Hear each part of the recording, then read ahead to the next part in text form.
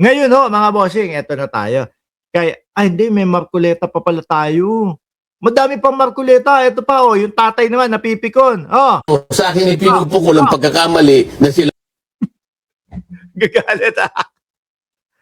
Gagalit mo kasi si Rodante Marcoleta, mga kababayan. Eh, paano? Sa akin kasi pinupukol yung mga pagkakamali. Eh, boss, sino ba nagsabi kasi nang i-give up yung Kalayaan Island Group o KIG? Hmm. Ikaw nagsabi kasi nun. Sino ba nagsabi, Brad, ng ano, there is no such as West Philippine Sea? Sino gusto mong mapukulan nun? Kanino mo gustong magalit ang taong bayan? Doon, kay Judge Carpio, na dumidepensa at ipinapaliwanag. Ikaw may sabi nun eh. Mahirap nang bawiin yun.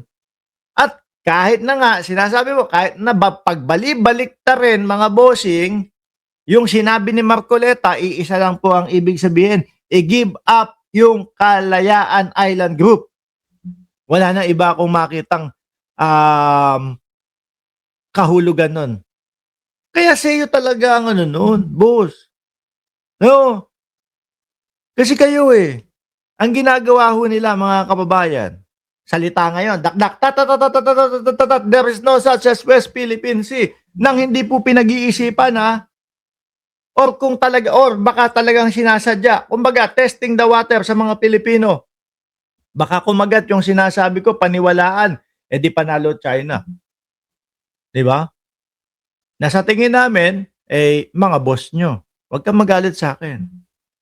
Pero yun ang tingin na, yun ang dating sa amin lahat. Yun ang pinapakita nyo sa amin lahat. Di ba? There is no such as West Philippines. Kinabukasan, ay pangalan lang po yung ibig ko sabihin. Eh di sana, yung unang araw pa lang, ipinaliwanag mo na, sinabi mo na agad.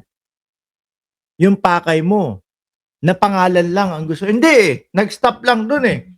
Kinabukasan eh, tinignan muna nila siguro, ano kaya ang ano ng Pilipino dito, sasabihin. I-give up yung KIG. Ganun din mga kababayan. Di ba? I-give up natin. Para po ano, mas madali, i-give up po natin yung KIG.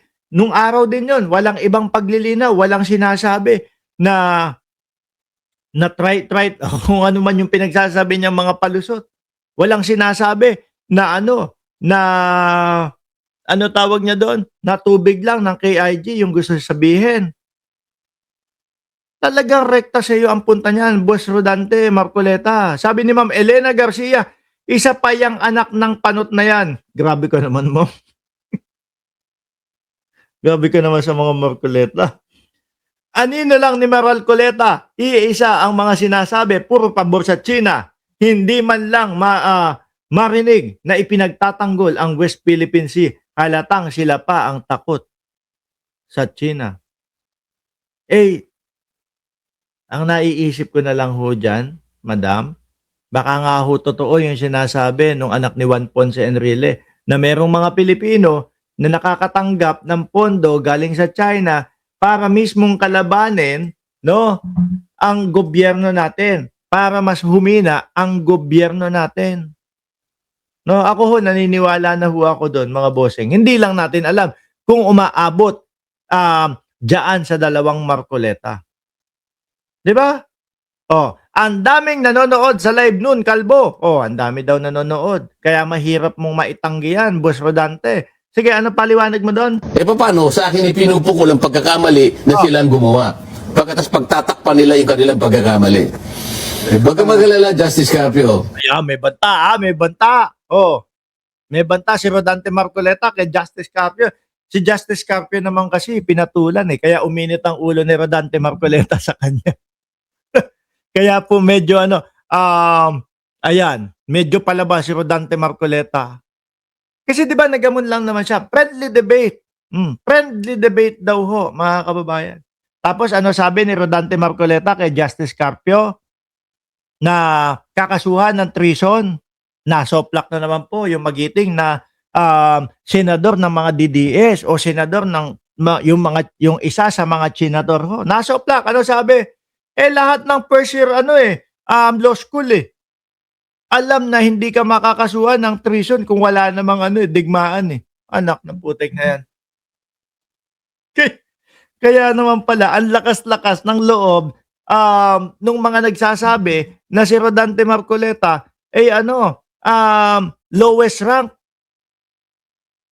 na attorney. Kaya naman pala, sabi ni Berto E. Martinez, ipamigay na natin ang KIG na teritoryo ng Pilipinas.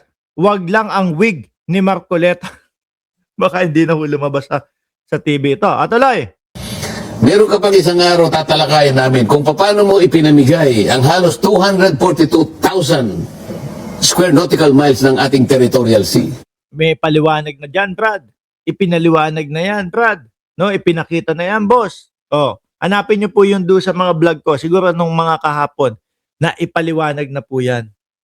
Mga boss chief amo, sir. Ngayon, mga kababayan, isang beses, meron din siya banat dito kay Ping Lacson eh. Yan daw pong mga sinasabi o yung mga West Philippine Sea, yung mga i-give up yung kay IG, in-splice lang daw po ni Senator Lacson, mga kababayan. Sabi ni Rodante Marcoleta. Oo!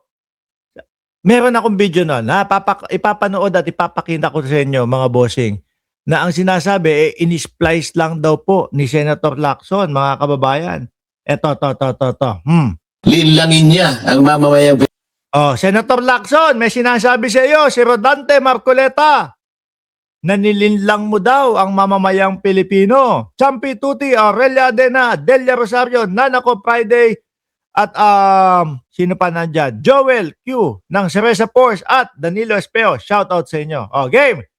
Lacson versus Marcoleta. Pwede ba nating ipasinag yung parte na pinagsama-sama, in-splice ni Senator Ping para lang palitawin niya, para lang imali niya, dayain niya, iligaw niya, linlangin niya ang mamamayang Pilipino? Ang gawin natin, Clear lang. Oh. Sabi ng mga nanonood dito, ang dami daw nilang nanonood, ang dami daw naming nanonood. Jewel Dayaw, daan ng live habang sinabi mo yan. Sige, pakinggan natin mga bossing. Ito version na po nila to. At ito na po yung gagawin nilang pangsuporta doon sa sinasabi ni Rodante Marcoleta na hindi ibig sabihin niya i-give up ang KIG. At ang sinisisi niya ay si Senator Ping Lacson. Uulitin ko mga kababayan. Ito nga ipapakita nila, ito yung gusto nilang version na ilabas. No? Para suportahan yung sinasabi ni Rodante Marcoleta na hindi naman daw po i-give up ang KIG ang ibig sabihin niya. Game! no. Ang gawin natin po para madali, i-give up natin yung KIG. Anak ng puta. Yan yung sinabi talaga eh. Ayan kayo na yung naglagay niyan. No, kayo na yung naglabas niyan. Yun talaga sinabi mo eh. Ang gawin po natin para mas madali, i-give up yung KIG. Paano na, ano pang interpretasyon ang gagawin namin doon? Yun mismo yung sinabi mo. Hindi kasi magsasalita si Senator Ping Lacson. Ano sasabihin ni Senator? Nag-govern pa rin yung international law. So atin yung Kalayaan Island Group. Sabi niya lang, kay atin yung Kalayaan Law. Kasi nga, di ba, sabi niya dyan? Merong gobyerno dyan. Merong mayor, may vice mayor, may mga barangay. May kulungan niya sila dyan. Kaya lang, walang nakakulong kasi mababait yung mga tao dyan.